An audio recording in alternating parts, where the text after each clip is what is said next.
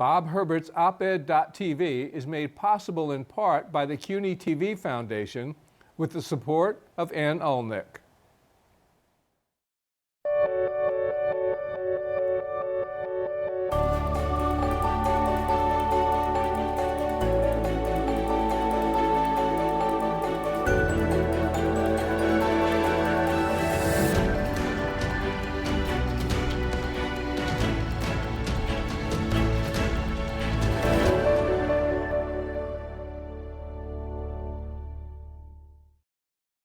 Hi, I'm Bob Herbert. Welcome to OpEd.tv. Here's a remarkable statistic. About 60% of New York City high school graduates who go on to college attend our very own City University of New York.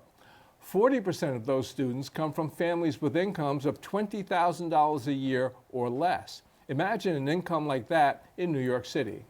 How are those youngsters doing? What are their concerns? And what is the likelihood that they will go on to lead solid, successful, and prosperous lives? We are extremely fortunate to be able to explore these matters and more with the Chancellor of the City University of New York, James B. Milliken. Chancellor, thank you so much for coming in. I appreciate it. Thank you. So CUNY has always seen itself as a vehicle for upward mobility for its students. But the 21st century has been tough in a lot of ways. I mean, we had the Great Recession. We've had in most parts of the country declining public support for public universities, declining state support. So there have been an awful lot of challenges. Are you still able to fulfill, to your satisfaction, this mission of upward mobility? So you mentioned a few of the measurements of how well CUNY does its job by bringing in low-income students, many underrepresented students, and students from all over the world who are provided a chance by CUNY to move to the middle class and to have economic opportunity and provide for their families and support their communities. And CUNY's been doing this for 170 years, obviously very small at the beginning, right. But now at record numbers, over 270,000 degree-seeking students. You mentioned some of the challenges. I would add, in addition to the fact that across the country, public higher education has at best been stagnant for the most part in terms of its support, in many places significantly declining. New York's been in a better position right. for public higher education than many. But if you look at where we need to be in the 21st century in the knowledge economy, I mean, nationally, the numbers look like 60-some% of the workforce will need education beyond high school, some form of college degree or certificate.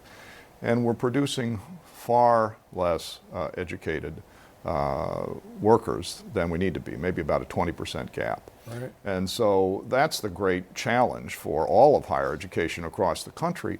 And of course, it's the great challenge for CUNY in New York City to be able to provide more opportunity for New Yorkers to get the education they need for economic opportunity and for this city to continue to be competitive.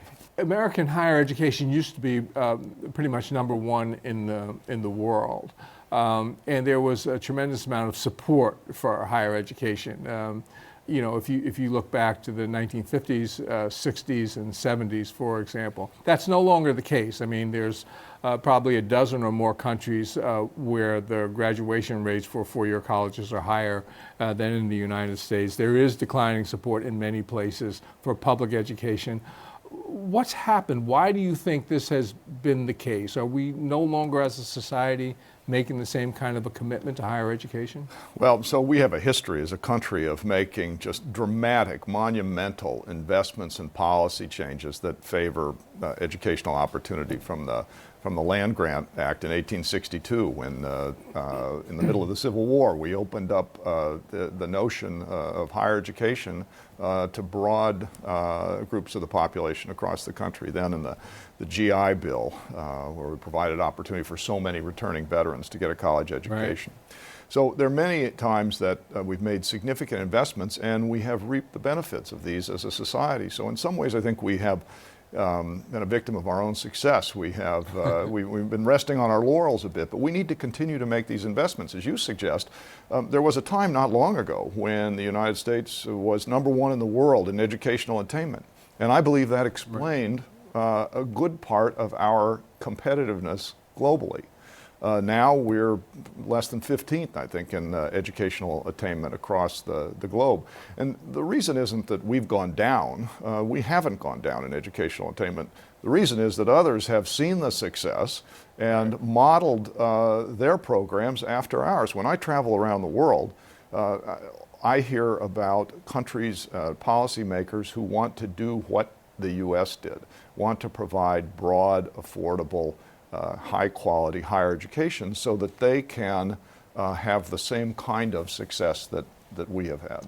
When I mentioned the youngsters who come from families of $20,000 a year or less, obviously there are a lot of other students at CUNY who they may come from families that make more than that annually, but they are not wealthy by any means.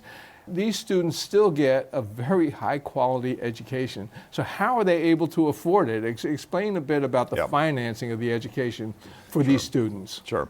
So one of the things the country has done is to provide the Pell Grant for the neediest students, a grant in aid from the federal government. That combined with New York's tuition assistance program, which has been in place for some time and provides assistance at public and private universities across New York. The combination of those two aid programs are the real foundation for affordability for higher education in New York. And it's between 60 and 70% of our students have their tuition covered by the combination of Pell Grants and New York's TAP grants. So that, at least that fundamental cost of higher education, tuition, is covered. Now there are other costs of attendance, and there also is the time obviously spent pursuing a degree that those students can't be working. So there are other economic impacts, but as I said, over 60% of our students don't pay tuition today. Now we have a proposal in the legislature this year from the governor for the Excelsior free tuition program that would expand the number of students who would receive tuition assistance, expand the income levels for them, expand the numbers, so that in addition to that core group of CUNY students who are receiving aid, there would be additional students who would receive financial aid. On top of that, we have foundations associated with each of our colleges that raise private funds to support scholarships for our students.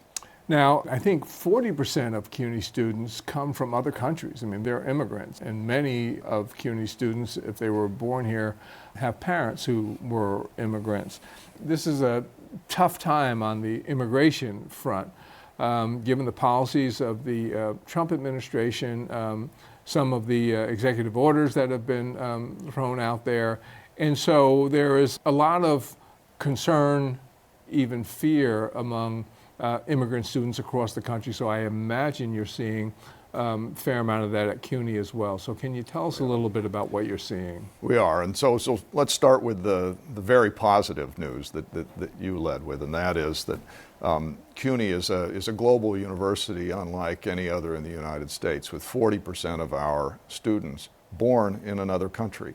So this is on the natural one of the most global and international universities before we even think about recruiting students from around the world. So these are students who've moved to New York and are studying at CUNY, and as you suggest, many, many more are first generation students. So CUNY has always been the pathway for immigrants to come to this country and often come to New York City and have an opportunity to get an education and provide for their families and advance economically.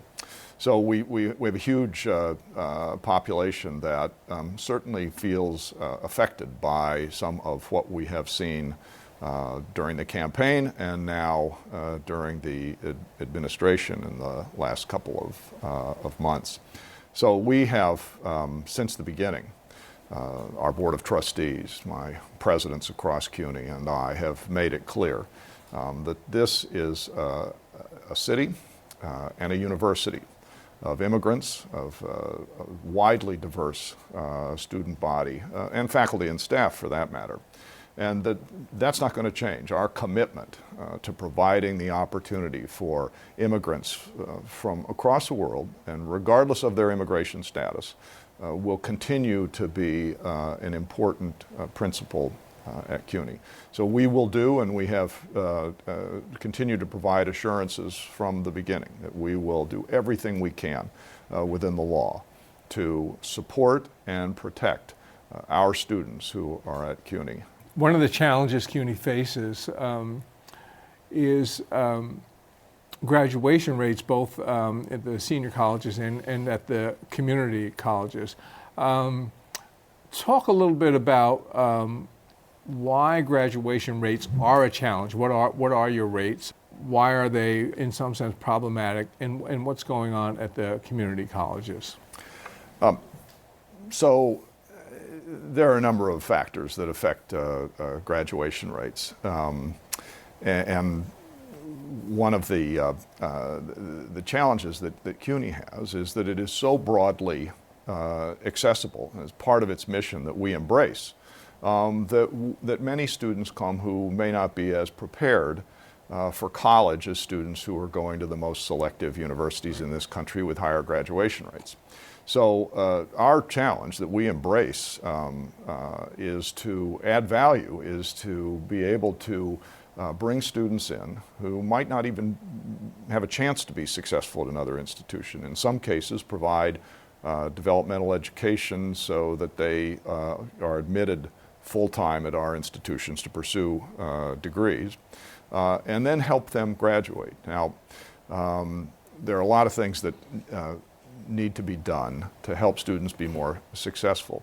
One of the things that we have done that I'm quite proud of is developed a program at our community college. It's called ASAP. A couple years ago, we had about 4,000 students in this program. Next year we'll have 25,000 students in it, and we'll fully ramp up Bronx community colleges as the pilot for full ASAP program there for every full-time student.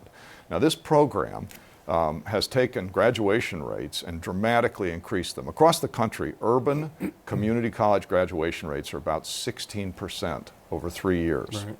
So at CUNY, they're about 17.5 today. So a little better than the national average, but still far, far below what we need them to be. So the ASAP program, for the students enrolled in that, has graduation rates, 3-year rates of about 55%. So we're doubling, tripling the graduation rates at CUNY. And it's been so successful that now we've been for a couple of years working with community colleges in Ohio who invited us there to work with their schools, and we've had great success there. Now California as well, and upstate New York. So this is one of the great I think, interventions, one of the great innovations in higher education that was born at CUNY and is now expanding across the country and is readily recognized as a real difference maker. And so that's why when I talk about our new strategic plans for CUNY and where we're going to put down some pretty dramatic goals, one of them is that I believe that we will double our community college graduation rates in the next few years. And that will be a great boon not only to the students who are able to be successful, but to New York City, who will be able to get the benefit of that increasingly educated population, as we discussed earlier, so important to economic competitiveness. One of the things I found interesting doing the research for this program is that there are a lot of reasons why youngsters might drop out before getting their degree at CUNY, and they're not all because the kids can't do the academic work. There are other factors involved. Can you talk about that a little bit? Sure. Cost is it is the main factor both at CUNY and elsewhere. When we survey students, we find out why they aren't persisting, why they had to scale back on the number of credits they're taking. It's about cost. And so when you look at ASAP, the first thing it does is provide full cost of attendance. So we take that out of the picture. The second, we find, and this is troubling, greatly troubling in 2017, that issues like food security and other just sort of basic human issues are critical factors in whether students are able to continue or not. So we're trying to address that through the single stop programs where students have the ability to come on campus to meet with staff who can direct them and help them access whatever programs, city, state, or federal, are available to assist them. And that's something that's had great success, again, starting at CUNY and then moving across the country. So that's another. You know, academic advising, this is one of the things that we know, you know, sort of intuitively, but the evidence demonstrates this as well. We need more intervention with our students. So some software programs can help us monitor this, but we need active academic advisors, and we need more of them. One of the great dimensions of the ASAP program is that it greatly reduces the number of students that each academic advisor has responsibility for. Right. That's an investment we need to be able to make across CUNY so that students are getting in a timely way the advice they need to sequence courses, to pursue their degrees, and have the support and advice they need, that students at more significantly funded, more selective universities take as a matter of course. Despite the tough economic times that I mentioned, CUNY has done some, what I think are some pretty amazing things. I mean, you've raised admissions, this is over the past several years, raised admissions standards. You've added, I believe, a substantial amount of additional faculty. There are new programs at CUNY and a new journalism school. Can you talk about some of these things and how you've managed to do it at a time when a lot of colleges are frankly cutting back? Sure. So during a 5-year period, the governor and the legislature provided the authority for CUNY to be able to raise tuition on a predictable rate over 5 years. And our commitment at that point was we will also reallocate funds to be more cost effective. We will raise private funds, and we will use the tuition funds for investments in the academic enterprise that benefit our students. So over that 5-year period, we hired about 1,000 new full-time faculty. So that kind of investment in CUNY is essential. Now, we still are in a position today where we have about twice as many adjunct faculty, part-time faculty who make money for each course that they teach. We have twice as many of those as we do full-time faculty, and that's out of whack. We need to increase the number of full-time faculty we have, and it's one of the reasons that we are seeking the authority to renew this, this predictable tuition plan with the legislature this year, been supported by the governor and by the state assembly, because they recognize the importance not only of providing more access that the governor's Excelsior program, that increased TAP funding provides, but to also provide the funds that will be able to build capacity at CUNY for these increased students, and also to continue to support the quality that is so essential. You know, public higher education is based on a couple of fundamental principles. The one is broad, affordable access, and the second is high quality.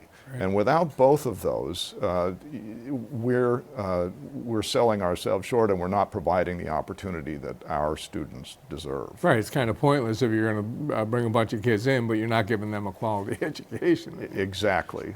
But we started this conversation talking about CUNY's mission to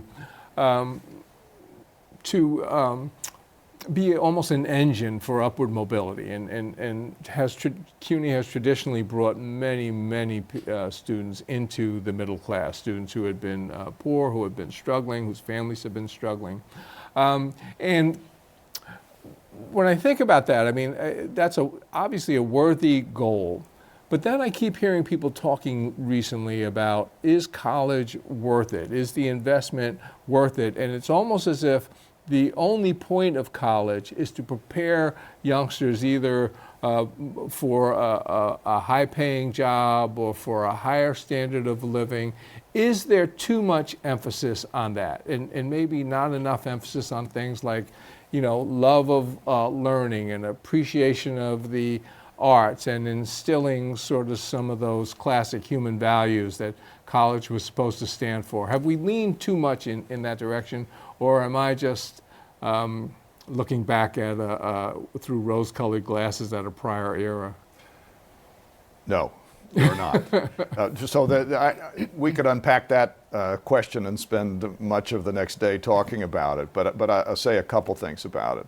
I mean, I think one of the problems that this country faces about when we have a discussion about the investment in higher education and who should make that investment, we have moved to some degree. We're a victim of our own success. Right. We promote numbers that say that a college education provides about $1 million more over a lifetime of income than a high school education, or about $20,000 a year difference in earning potential. And so that supports, in some people's minds, an argument that, well, if that's an individual benefit, then the students ought to pay for that. They take out loans for it or do whatever they need to pay for it. And I think, it is the best investment you can make. Right. But also there is a societal good. There is a public good to higher education. And our forefathers recognized that again, at the Land Grant Act, at the GI Bill, and other instances throughout our history, that there is a real benefit to having a broadly educated electorate. And there are, of course, the economic and competitiveness advantages that accrue to this country Right. by making that investment. So yes, it's an individual investment and it's a good one, but also it is I think, societal goal. We look at many indicators, interaction with the criminal justice system, divorce rates, poverty, and the correlation with increased educational attainment is clear. There are reasons for us to invest as a society in education that are beyond the individual economic opportunities. We have less than a minute left. I wish we had more time. But it's clear that you're optimistic, both about CUNY, but I think in a broader sense about what lies ahead for young people in this country. Sort of summing up, what makes you feel optimistic about this? So I see our students every day, and I see the drive and the ambition and the talent that our students bring to the classroom and to their internships and other experiences every day, and that gives me great optimism. And so that's why when we talk about the planning for the next few years of CUNY, it's entirely focused on opportunities for them to be more successful. How do we work with DOE and others to get them college ready and successful on day one? How do we help them through programs like ASAP and increased advising and other support to graduate in a timely way and increase those numbers? And third, how do we get them the kind of internships and experiential learning they need so that our students have the same advantages that others have, no matter where they went to school or no matter who their parents or their network of connections are, so that they're ready to launch great careers. And so when I see our students and when I work with our faculty and staff who are so committed to this mission, that's what gives me a great deal of optimism about the future. Chancellor Milliken, thank you so much for coming in. I appreciate it. Thank This was you. terrific. Enjoyed it. We'll be back in a moment with a final word.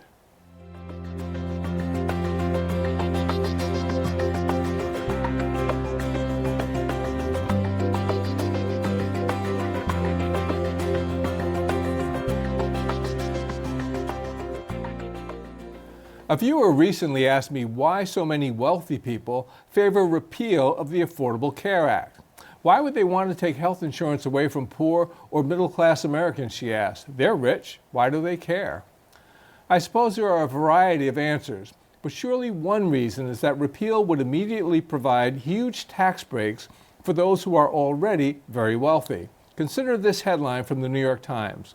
Wealthy would get billions in tax cuts under Obamacare repeal plan.